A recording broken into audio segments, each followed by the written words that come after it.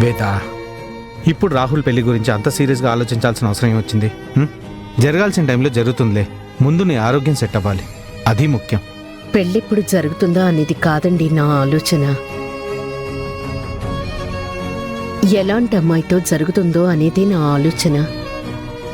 ఎందుకంటే ఇంట్లో అడుగు పెట్టబోయే కోడల్ని బట్టే ఇంటి మనుషుల మధ్య బంధాలు బలపడటం లేక తెగిపోవటము జరుగుతాయి. అందుకే నాకు కంగారుగా ఉందండి. వేద, నీ భయం, నీ బాధ రెండూ నాకు తెలుసు. కానీ తలరాతలు మన చేతుల్లో ఉండవు కదా. నిజమేనండి. నేను మన రాజీవ్కి మంచి గుణగణాలు, కుటుంబ విలువలు తెలిసిన అమ్మాయిని తీసుకొచ్చి పెళ్లి చేయాలనుకున్నాను. కాని వాడేమో లలితని ప్రేమించి పెళ్లి చేసుకొచ్చాడు. పోనీ ఆ అమ్మాయి అయినా అందరితో కలిసి సఖ్యంగా ఉంటుందేమో అని చూశాను.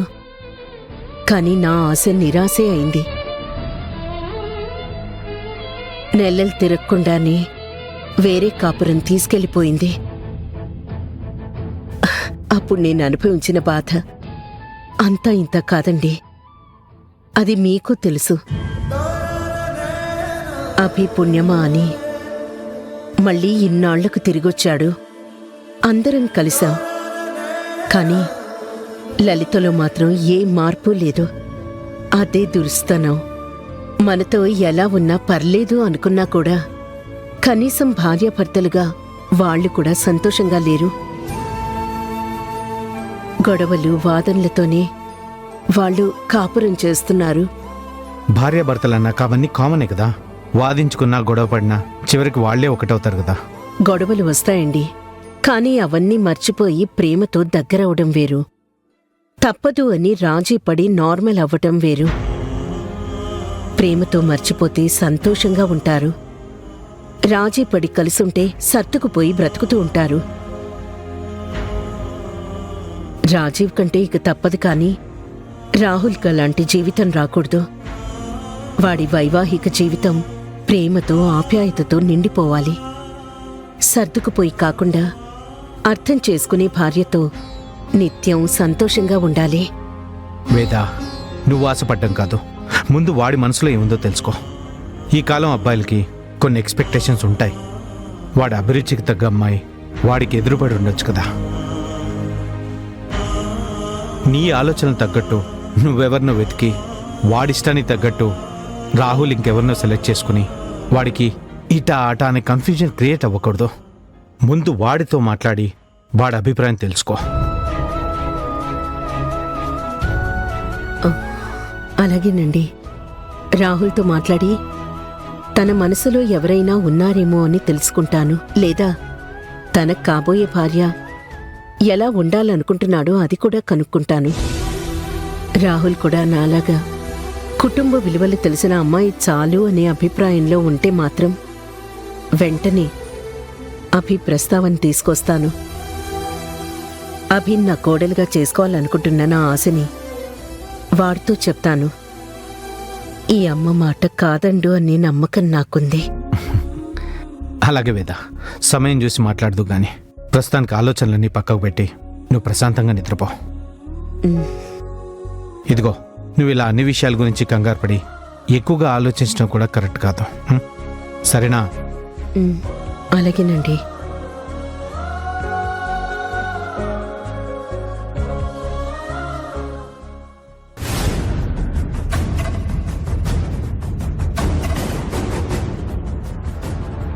రాహుల్కి అలాంటి జీవితం రాకూడదు. వాడి వైవాహిక జీవితం ప్రేమతో, ఆప్యాయతతో నిండిపోవాలి.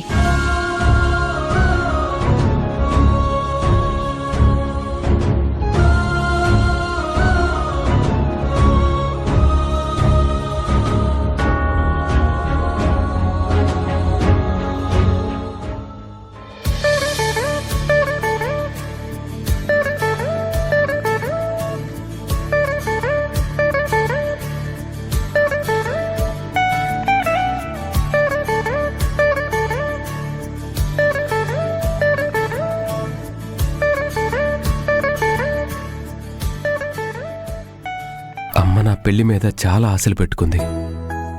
తను కోరుకున్న లక్షణాలున్న అమ్మాయే కోడలిగా రావాలని కోరుకుంటుంది. మనసులో ఉన్న కోరిక అమ్మకి ఎలా చెప్పాలి? చెప్పాలంటే నువ్వు ఎవరో, ఎక్కడున్నావో తెలియాలి. నీకు నా మనసులో మాట చెప్పాలి. నీ మనసులో స్థానం కావాలి. ఇవన్నీ ఎప్పుడు జరుగుతాయి?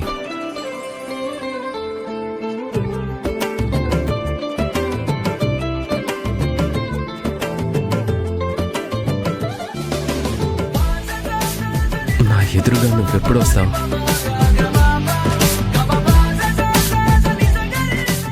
నీకోసం నేను చెయ్యని ప్రయత్నం అంటూ లేదు.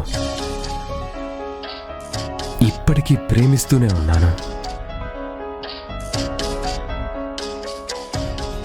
నీ పేరేంటో కూడా నాకు తెలీదు, కానీ నువ్వే నా ప్రాణం అయిపోయావు.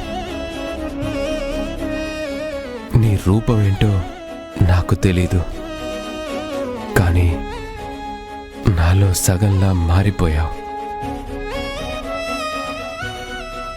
నువ్వే నా జీవితం కావాలి. నీతో నా జీవితం పంచుకోవాలి.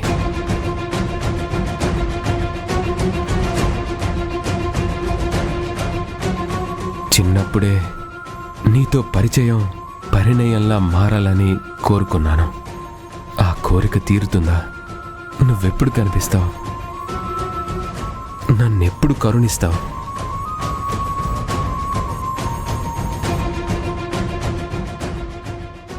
అంటే రాహుల్ తన చిన్నప్పటి ఫ్రెండ్ ఎవరినో ప్రేమిస్తున్నాడన్నమాట.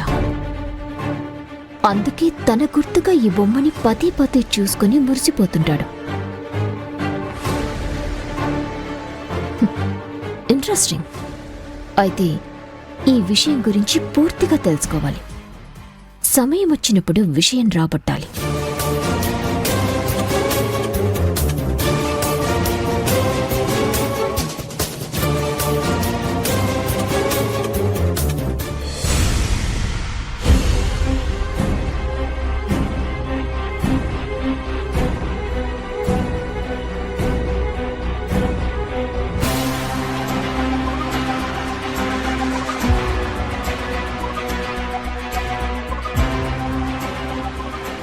రాహుల్ బాబు,